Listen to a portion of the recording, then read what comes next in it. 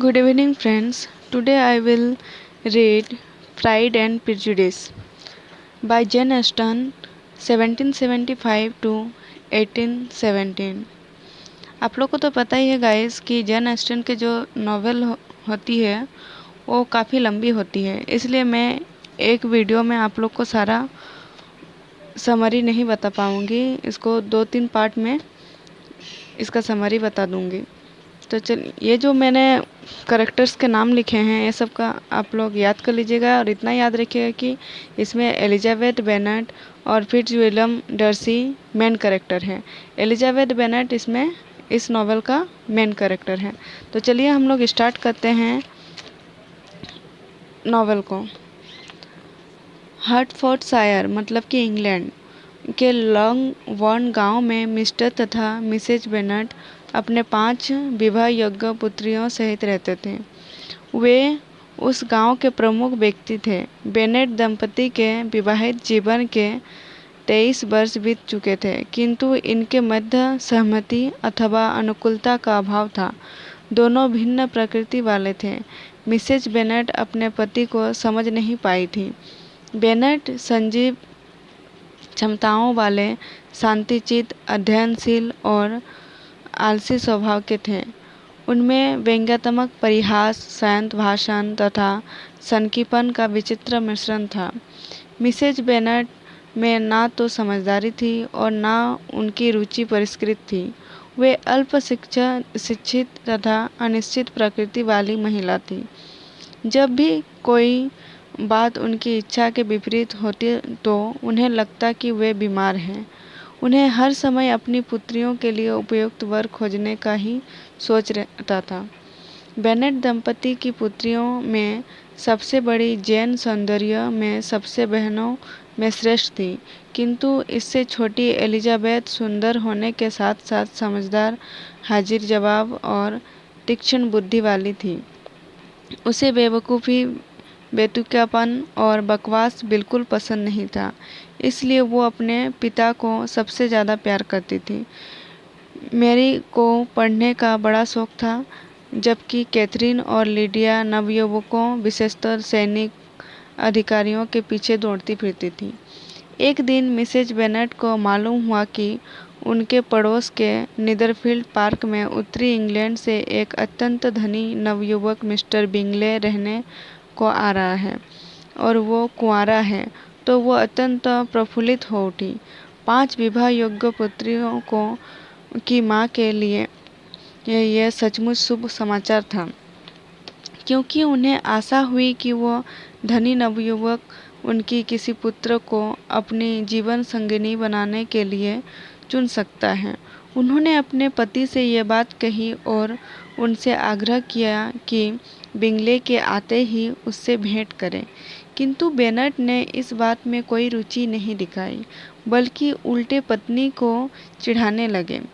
उन्होंने कहा कि बिंगले से मिलने की उन्हें कोई इच्छा नहीं।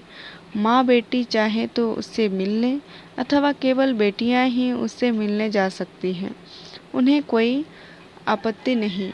बेनेट ने आगे कहा कि वे बिंगले को एक पत्र लिखकर ये आश्वासन दे सकते हैं कि ये उनकी किसी पुत्री से विवाह करना पसंद करें तो बेनेट अपनी स्वीकृति देंगे।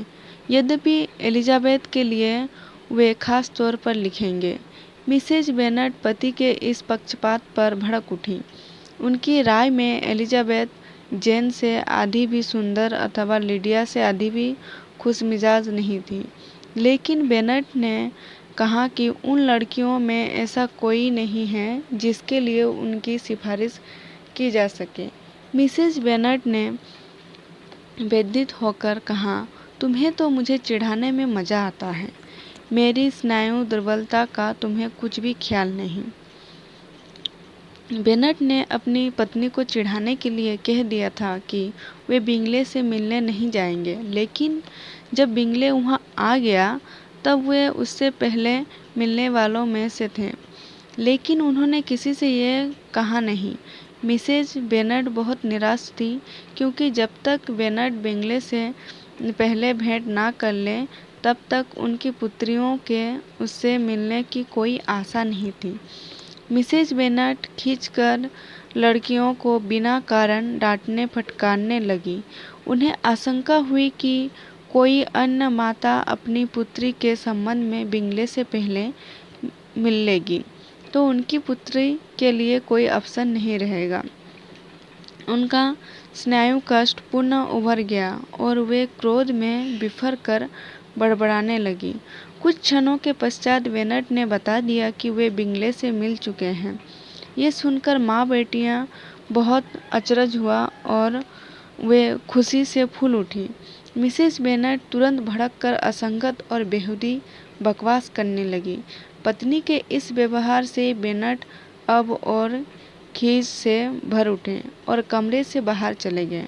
माँ और बेटियां सुखद आशाओं अपेक्षाओं में लीन हो गई। माँ ने बिंगले को भोजन का निमंत्रण देने की योजना तुरंत बना ली। श्रीमती बेनेट और उनकी पुत्रियां बिंगले के बारे में जानने को अति उत्सुक थीं। बेनेट उससे मिल चुके थे, इसीलिए उन्होंने उनसे उसके बारे में जानने की कोशिश की, लेकिन बेनेट ने कुछ भी नहीं बताया। इसलिए उन्हें अपनी पड़ोसन लेडी लुकास से जो जानकारी मिली उसी से संतोष करना पड़ा। लेडी लुकास ने बताया कि बिंगले एकदम नौजवान, बेहद खूबसूरत और बहुत ज़्यादा पसंद आने लायक हैं। ये जानकर मिसेज बेनेट तथा उनकी पुत्रियां बहुत खुश हुई। मिसेज बेनेट कामना करने लगी कि उनकी किसी पुत्र का विवाह बिंगले से हो जाए। कुछ दिनों बाद बिंगले बेनेट की मुलाकात के जवाब में उनसे मुलाकात करने आया। बेनेट उससे अपने अध्ययन कक्ष में मिले। बिंगले को निराशा हुई कि वे बेनेट की परम सुंदरी पुत्रियों से नहीं मिल सका, जिनकी सुंदरता के बारे में उसने बहुत कुछ सुन रखा था। बेनेट ने उसे भोजन का निमंत्रण दिया, किंतु उसने यह कहकर अस्वीकार कर दिया कि उसे तुरंत लंदन जाना है। सुना गया कि वो शीघ्र ही मेरिटन में होने वाले बॉल डांस के लिए एक बड़ी पार्टी लेने के लिए लंदन जा रहे थे, लेकिन बॉल डांस में बिंगले की पार्टी में सिर्फ 5 व्यक्ति थे। स्वयं बिंगले, उसकी 2 बहनें, बड़ी बहन के पति मिस्टर हर्स्ट और बिंगले का एक मित्र डार्सी। बिंगले सुंदर मुखमंडल, शिष्ट आचरण तथा सरल स्वभाव वाला नवयुवक था। उसकी दोनों बहनें भी अच्छी महिलाएं थीं और फैशन परस्त थीं। डार्सी ने शीघ्र ही अपने सुंदर और आकर्षक व्यक्तित्व से सबका ध्यान अपनी ओर खींच लिया। इस खबर से भी जो 5 मिनटों में ही फैल गई कि वो 10,000 पाउंड वार्षिक का धनी और कुंवारा है, वो सबकी प्रशंसा का पात्र बन गया। किंतु कुछ ही समय में ये मालूम हो गया कि वो घमंडी है। उसने नाचने से इनकार कर दिया क्योंकि उसे अपने साथ नाचने को कोई उपयुक्त साथी वहाँ दिखाई नहीं दी। एलिजाबेथ भी कोई उपयुक्त साथी न होने के कारण अकेली बैठी थी। जब बिंगले ने डार्सी को सुझाव दिया कि वो एलिजाबेथ के साथ नाचे, तो डार्सी ने कहा कि वो संतोषजनक तो है, किंतु मुझे लुभाने लायक सुंदर नहीं है और मैं फिलहाल ऐसी नवयुवतियों को कोई महत्व देने के मूड में नहीं हूँ जिनकी अन्य पुरुषों ने उपेक्षा की है। ये बात इतनी जोर से कही गई कि एलिजाबेथ ने अच्छी तरह सुन ली। उसे यह बात बहुत बुरी लगी। अपने प्रसन्नचित्त स्वभाव के कारण उसने इस पर अधिक चिंता नहीं की। यहाँ तक कि अपनी मित्र से बड़े विनोद के साथ उसका जिक्र किया। डार्सी ने स्वीकार किया कि जैन वास्तव में सुंदर है, किंतु बिंगले उसे नृत्य में अपनी साथी होने के लिए पहले ही चुन चुका था। मेरिटन के बॉल डांस के बाद अकेले में जेन और एलिजाबेथ ने बिंगले तथा उसकी बहनों और डार्सी के बारे में अपने अपने विचार प्रकट किए। दोनों इस बात पर एकमत थी कि बिंगले में सुंदरता के साथ साथ सुसंस्कृत व्यवहार एवं शिष्टाचार भी हैं, किंतु वे बिंगले की बहनों के बारे में एकमत नहीं थी। जेन किसी में दोष नहीं देखती थी, इसीलिए उसकी राय में बिंगले बहनें मनोहर थी, लेकिन एलिजाबेथ की राय में वे अहंकारी और आडंबरपूर्ण थी। यद्यपि बिंगले तथा डार्सी की प्रकृति एक दूसरे से भिन्न थी, फिर भी वे अच्छे मित्र थे। डार्सी को बिंगले उसकी सरलता, स्पष्टता तथा स्वभाव के लचीलेपन के कारण प्रिय था, तो बिंगले को डार्सी उसके विवेक एवं न्यायप्रियता के कारण प्रिय था। डार्सी चतुर तो था, किंतु वह अहंकारी, मितभाषी और तनु मिजाज था। वो सुसंस्कृत था, किंतु उसका व्यवहार आकर्षक नहीं था। बिंगले और डार्सी का मेरिटन के बॉल डांस के बारे में भिन्न मत था। बिंगले का ख्याल था कि उसने इनसे अधिक आनंददायक लोग अथवा इनसे अधिक सुंदर लड़कियां नहीं देखी थीं। इसके विपरीत डार्सी उन लोगों को सौंदर्य एवं फैशन से रहित मानता था। उसने स्वीकार किया कि जेन सुंदर थी, किंतु वो बहुत ज़्यादा मुस्कुराती थी। बिंगले बहनें भी मानती थी कि जेन बहुत सभ्य थी। लॉन्गबॉर्न तथा गांव मेरिटन से केवल 1 मील की दूरी पर था। मिसेस बेनर्ड की बहन मिसेस फिलिप्स वहाँ रहती थी। छोटी बेनर्ड बहनें कैथरीन और लीडिया प्राय उनके पास जाया करती थी, क्योंकि मेरिटन में सेना की एक टुकड़ी रहती थी और उन्हें फौजी अफसर बहुत आकर्षक एवं मनमोहक लगते थे। उनकी माँ उन्हें इस मूर्खता से रोकने के बजाय उन्हें अफसरों को पटाने के लिए प्रोत्साहित करती थी। एक दिन जेन को मिस बिंगले का नीदरफील्ड में दावत का निमंत्रण प्राप्त हुआ। उसने लिखा कि उसका भाई तथा डार्सी मेरिटन गए हैं और रात तक नहीं लौटेंगे। उस समय आकाश में बादल छाए हुए थे और वर्षा होने वाली थी, इसीलिए जेन घोड़ागाड़ी में वहां जाना चाहती थी, किंतु उसकी मां ने जिद की कि घोड़े पर बैठकर जाए ताकि खराब मौसम के कारण मिस बिंगले उसे रात को वहीं रोक ले और इस प्रकार जेन को बिंगले के निकट संपर्क में आने का अवसर मिले। तदनुसार जेन घोड़े पर बैठकर नीदरफील्ड गई, किंतु रास्ते में भारी वर्षा के कारण इतनी भीग गई कि बीमार पड़ गई।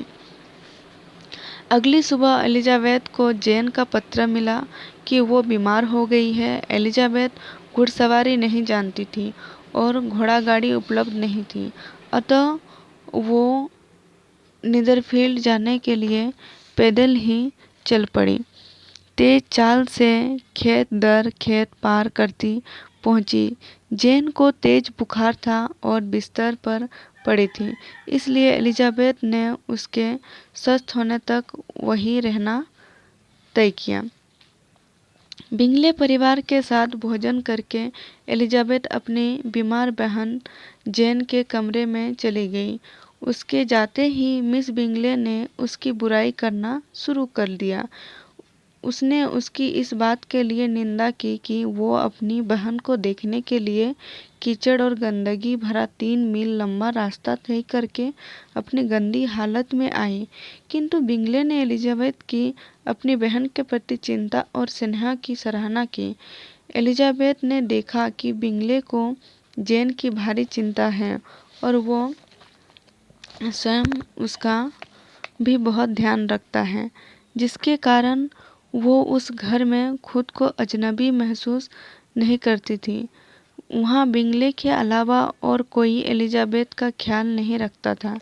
मिस बिंगले डार्सी के ही ध्यान में लीन रहती थी। उसकी बहन मिसेज हर्स्ट को भी एलिजाबेथ से कोई सरोकार नहीं था और मिस्टर हर्स्ट मिस हर्स्ट महा आलसी थे। खाना पीना और ताश खेलना ही उनका जीवन था। अपने शिष्ट व्यवहार और चतुराई एवं समझदारी भरी टिप्पणियों तथा उत्तरों से एलिजाबेथ ने डार्सी पर अच्छा प्रभाव डाला। परिणाम यह हुआ कि मिस बिंगले द्वारा एलिजाबेथ की प्रत्यक्ष अथवा परोक्ष आलोचना के बावजूद एलिजाबेथ डार्सी की नज़रों में चढ़ती ही गई। डर्सी को खुश करने के लिए मिस बिंगले लगातार उसकी चापलूसी करती रही, लेकिन नतीजा उल्टा ही हुआ। डर्सी कुछ ही समय में उसकी चापलूसी से उब गया। जेन की हालत बिगड़ती जाने पर यह तय हुआ कि सुबह डॉक्टर जॉन्स को बुलवाया जाए। अगले दिन सुबह ही एलिजाबेथ ने अपनी माँ को पत्र भेजा, जिसमें उन्हें आकर जेन को देखने को लिखा था। मिसेज बेनेट अपनी 2 छोटी पुत्रियों कैथरीन तथा लिडिया को साथ लेकर जेन को देखने नीदरफील्ड आई। जेन की हालत गंभीर नहीं थी और उसे कोई खतरा नहीं था, लेकिन उसकी माँ ने उसे लॉन्गबॉर्न ले जाने के लिए तनिक भी उत्सुकता नहीं दिखाई। वो चाहती थी कि जेन ज़्यादा से ज़्यादा दिन तक नीदरफील्ड में रहे। डॉक्टर ने भी यही उचित समझा कि जेन वहाँ कुछ दिन और रुके। मिसेज बेनेट नीदरफील्ड में थोड़े समय ही रही, किंतु उतने में ही वे एकदम मूर्ख सिद्ध हुई। उनका व्यवहार आपत्तिजनक था और बातें बेवकूफ़ी भरी थी। इस कारण सभी ने उनका तथा उनकी छोटी पुत्रियों का मजाक उड़ाया, जिससे एलिजाबेथ को मानसिक वेदना हुई और उनके चले जाने के बाद ही उसने चैन की सांस ली। बिंगले और डार्सी दोनों ने ही एलिजाबेथ को अत्यंत समझदार नवयुवती माना। उसका शिष्टाचार मनोहर था और बातचीत बुद्धिमानी से परिपूर्ण थी। इसके अतिरिक्त यह भी ज्ञात हुआ कि वो लोगों के चरित्र के बारे में सही निर्णय लेने में समर्थ थी। उसके बारे में डार्सी की राय में और भी परिवर्तन आया। दोनों बिंगले बहनों के मिसेज बेनेट तथा पुत्रियों की खिल्ली उड़ाई, लेकिन डार्सी उनसे सहमत नहीं हुआ। संध्या समय जेन की तबीयत कुछ सुधर गई तो एलिजाबेथ भोजन के बाद ड्राइंग रूम में चली गई। वहाँ डार्सी एक पत्र लिख रहा था और मिस बिंगले उसके पास बैठकर व्यर्थ की प्रशंसा करके उसका ध्यान आकर्षित करने की चेष्टा कर रही थी। डार्सी को उसकी यह हरकत पसंद नहीं आई और उसने उसे बार बार झिड़का, लेकिन वो बाज नहीं आई। हर्स्ट और बिंगले ताश खेल रहे थे और मिसेस हर्स्ट उन्हें खेलते हुए देख रही थी। एलिजाबेथ अपने को व्यस्त रखने के लिए कुछ कसीदे कढ़ाई का काम लेकर बैठ गई। डार्सी ने बिंगले की प्रशंसा में कहा, तुम्हारी विनम्रता के कारण तुम्हारी निंदा व्यर्थ सिद्ध होगी। इस पर डार्सी ने भड़क कर टिप्पणी की कि विनम्रता के दिखावे से बड़ी मक्कारी कुछ भी नहीं है। यह प्राय मत व्यक्ति करने की असावधानी है और कभी कभी अप्रत्यक्ष सेखीखोरी। इस टिप्पणी पर, जो बिंगले के स्वभाव पर कटाक्ष थी, एलिजाबेथ को आश्चर्य हुआ। डार्सी ने देखा कि उसकी टिप्पणी उसके मित्र बिंगले को रुचिकर नहीं लगी, तो उसने इस बारे में आगे कुछ नहीं कहा, जबकि मिस बिंगले डार्सी की चापलूसी करके स्वयं को उपहासास्पद बना रही थी। एलिजाबेथ ने अपने संयत व्यवहार से डार्सी को और भी आकर्षित किया। वो जानती थी कि कब बोला जाए और कब चुप रहा जाए। उसकी टिप्पणियाँ उचित और बुद्धिमत्तापूर्ण थीं। अब डार्सी उसे और अधिक रुचि के साथ देखने लगा। एलिजाबेथ ने देखा कि डार्सी की नज़रें उस पर टिकी थीं, किंतु उसे उम्र भ्रम हुआ कि वो उसके रूप को नापसंद करने के लिए ही उसे देख रहा था। बिंगले बहनें गाने लगी थीं। डार्सी ने एलिजाबेथ से उसके साथ नृत्य करने का प्रस्ताव किया, जिसे उसने नम्रतापूर्वक अस्वीकार कर दिया, किंतु डार्सी उस पर इतना मोहित था कि उसने बुरा नहीं माना। एलिजाबेथ को भी इस पर आश्चर्य हुआ। इससे मिस बिंगले को शक हुआ और ईर्ष्या भी। कुछ दिन बाद जेन की तबीयत कुछ सुधर गई तो वो ड्राइंग रूम में आकर बैठने योग्य हो गई। जेन को स्वस्थ देखकर बिंगले को विशेषतः प्रसन्नता हुई। जेन को ठंडी हवा से बचाने हेतु बिंगले ने कई सावधानियां बरती। और उसके पास बैठकर सिर्फ उसी से बातें करने लगी। चाय के बाद मिस्टर हर्स्ट सोने चले गए। डार्सी एक पुस्तक पढ़ने लगा। मिस कैरोलिन बिंगले भी एक पुस्तक लेकर पढ़ने का बहाना करने लगी और किसी न किसी तरह डार्सी का ध्यान पुस्तक से हटाकर अपने तरफ करने का प्रयास करने लगी, किंतु सफल नहीं हुई। तब कैरोलिन ने अपने भाई से अनुरोध किया कि नीदरफील्ड पार्क में बॉल डांस का आयोजन ना करें, किंतु बिंगले ने स्पष्ट कह दिया कि डांस कार्यक्रम तो निश्चित ही होगा। कुछ देर बाद कैरोलिन उठकर कमरे में टहलने लगी। उसके कहने पर एलिजाबेथ भी उसके साथ टहलने लगी। डार्सी को भी उनका साथ देने को आमंत्रित किया गया, परंतु उसने व्यंग्य के स्वर में कहा कि वो उनके सुंदर शरीरों की सराहना वही अंगीठी के पास बैठे बैठे अधिक अच्छी तरह कर सकेगा। इस कथन पर डार्सी तथा एलिजाबेथ के बीच वाक द्वंद्व प्रारंभ हो गया। एलिजाबेथ ने कहा कि यद्यपि वो मजाक उड़ाती है, किंतु वो विद्वतापूर्ण अथवा अच्छी बातों का कभी मजाक नहीं उड़ाती। मैं मानती हूँ कि बेवकूफ़ियाँ और बेतुकापन, रोना, चीखना और असंगतियाँ अवश्य ही मेरा मन फेर देती है, और जब भी असंभव होता है मैं उन पर हंसती हूँ। डार्सी ने उत्तर दिया कि मुझ में काफ़ी दोष है, परंतु मेरे समझने में त्रुटि नहीं है। मेरा दोष मेरे कठोर स्वभाव में है, जिसके कारण मैं विद्वेषी कहा जा सकता हूँ। दूसरे की मूर्खताएं और अवगुण जितनी जल्दी भूल जाने चाहिए उतनी जल्दी मैं नहीं भूल पाता, और ना ही मेरे प्रति किए गए दुर्व्यवहार को भूल पाता हूँ। एक बार मेरी राय खराब हो जाए तो हमेशा के लिए खराब हो जाती है। एलिजाबेथ ने कहा कि डार्सी का दोष यह है कि उसमें प्रत्येक व्यक्ति से घृणा करने की प्रवृत्ति है। इस पर डार्सी ने मुस्कुराकर उत्तर दिया और जानबूझकर उन्हें गलत समझने की प्रवृत्ति है। इस वाक द्वंद्व के पश्चात मिस बिंगले संगीत का सुझाव देती है। डार्सी को महसूस होता है कि एलिजाबेथ पर अधिक ध्यान देने में उसे खतरा है। शनिवार को सुबह एलिजाबेथ ने अपनी माँ को पत्र लिखा कि जेन पूर्णतः स्वस्थ हो गई है, उन्हें लेने के लिए गाड़ी भेज दें।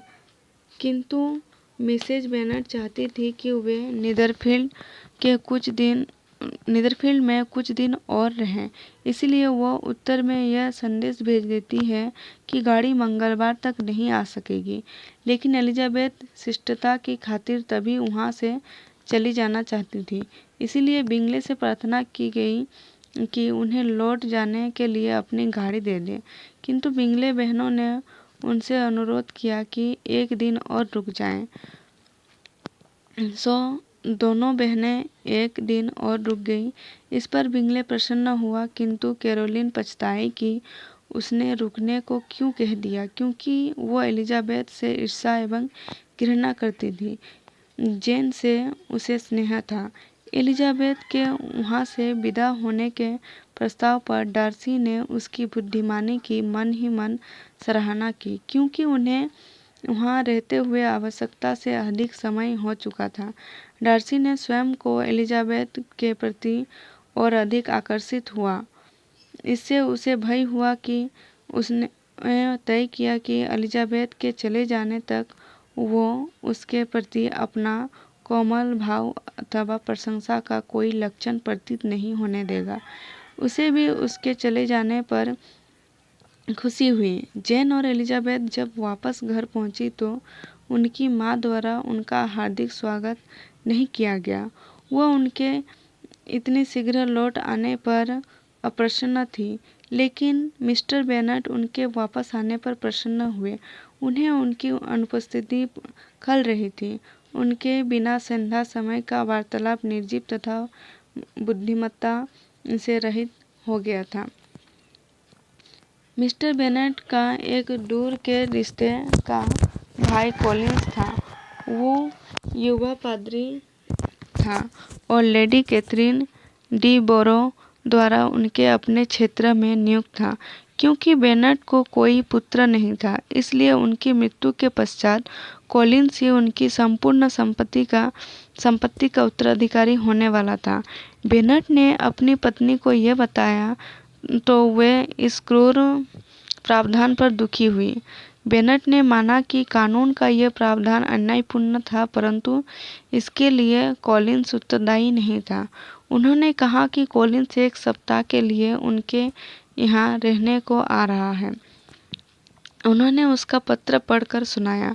कॉलिंस ने पत्र में बेनेट तथा उसके पिता के कटु संबंधों का उल्लेख करते हुए लिखा था कि उनसे संबंध सुधारने के उद्देश्य से ही वो उनके पास 1 सप्ताह रहने को आ रहे हैं।